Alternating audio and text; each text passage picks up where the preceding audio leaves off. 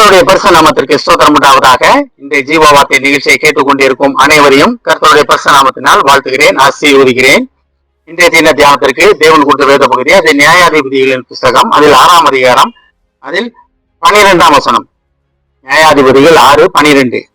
கர்த்தருடைய தூதரானவர் அவனுக்கு தரிசனமாகி, பராக்கிரமசாலியே, கர்த்தர் உன்னோடே இருக்கிறார் என்றார். இந்த தினம் இதை கேட்டுக்கொண்டிருக்கும் தேவ ஜனமே, கர்த்தர் உங்களுடனே இருக்கிறார். கர்த்தர் உங்களுடனே இருந்து உங்களை தைரியப்படுத்திக் கொண்டிருக்கிறார். உங்க பிரச்சனைகள், போராட்டங்கள் அனைத்தையும் பார்த்து கொண்டிருக்கிறார்.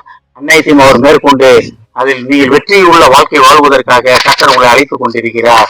கர்த்தருடைய தூதரானவர், இது யாருக்கு சொன்னப்பட்ட வார்த்தைன்னு தெரியும்? கிதியோன் பயந்து போய் அன்னைக்கு மீதியானவங்களுக்காக பயந்து அவங்க ராத்திரியில தான் அறுவடை பண்ணிட்டு இருந்தாரா. இது ராத்திரியில் நடந்ததுன்றாங்க வேத ஆராய்ச்சி, ராத்திரியில் நடந்த காரியம் அப்படின்றாங்க. கர்த்தருடைய தூதரானவர் அப்படின்னா நமக்கு எல்லாமே தெரியும். கர்த்தருடைய தூதர்னு வேதத்துல வரும், கர்த்தருடைய தூதரானவர்னு வரும். தூதரானவர்னு வர்றது எல்லாமே இயேசு கிறிஸ்துவை குறிக்கிறது அப்படின்னு சொல்றாங்க. அப்ப இயேசு அவர்கிட்ட என்ன சொல்றாரு?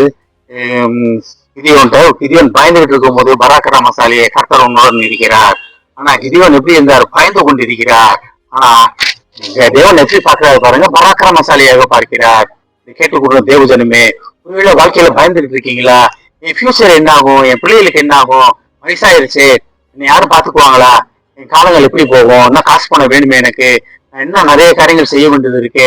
என் பிள்ளைக்கு ஒரு நல்ல கல்யாணம் நடக்கணும், ஒரு நல்ல வேலை கிடைக்கல, பிள்ளைகளுக்குள்ள சமாதானம் இல்ல, குடும்பத்துல சமாதானம் இல்லாம இருக்கு, வேலை பார்க்கிற இடத்துல போராட்டமா இருக்கு, எந்த தொழில் பார்த்தாலும் எனக்கு தோல்வியாகவே இருக்கு, இன்னும் பயந்துட்டு இருக்கீங்களா? கர்த்தர் உங்களை சொல்கிறார், பயப்படாதிருங்கள், பராக்கிரமசாலி அப்படின்றாரு. அப்ப பயம் என்னன்னா, சத்ரு விதைக்கும் ஒரு விதை, அது ஒரு கலை. அது நம்ம தேவன் தைரியத்தின் ஆவியை நம்ம கொடுத்திருக்கிறாரு, பலமுள்ள ஆவியை கொடுத்திருக்கிறார். ஆனா பயந்து கொண்டே இருந்தோம்னா அது தேவனுக்கு பிரியமில்லாத ஒரு காரியம். கர்த்தருடன் இருப்போம் போது நீ எதுக்கு பயப்படணும்? அதனால்தான் பராக்கிரமசாலியே அப்படின்னு தேவன் உங்களை அழைக்கிறார்.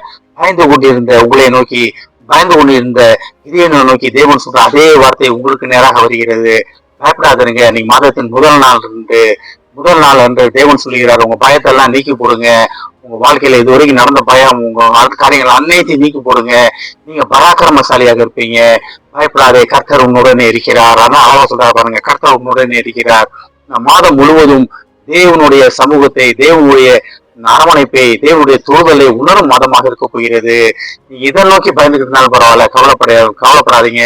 கர்த்தர் உங்களுடனே இருக்கிறார். கர்த்தர் உங்களுடன் இருப்பதை நீங்க உணரும் மாதமாக இருக்க போகிறது. மாதத்தின் முதல் நாள் என்று தேவனோட சொல்றதுதான், பராக்கிரமசாலியே, கர்த்தர் உன்னுடனே இருக்கிறார். இதை கேட்டுக்கொண்டு தேவ பிள்ளைகளே, தேவன் உங்களை பராக்கிரமசாலியாக பார்க்கிறார்.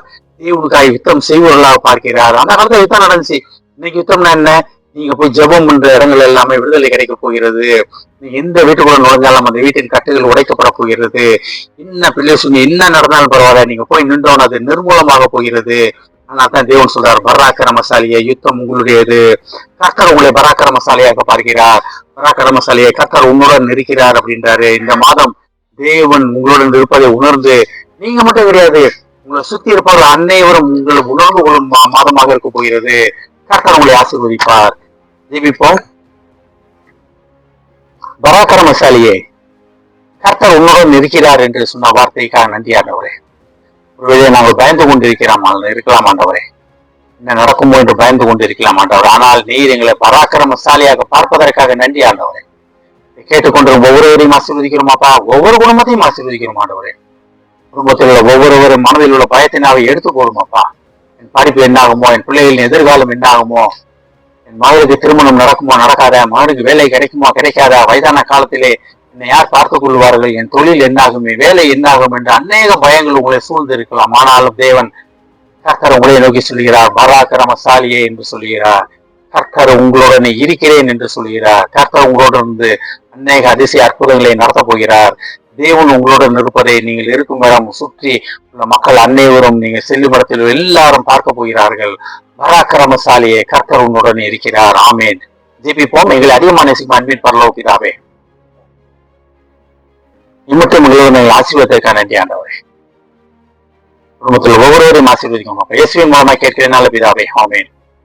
கர்த்தர் உங்களை ஆசீர்வதிப்பாராக.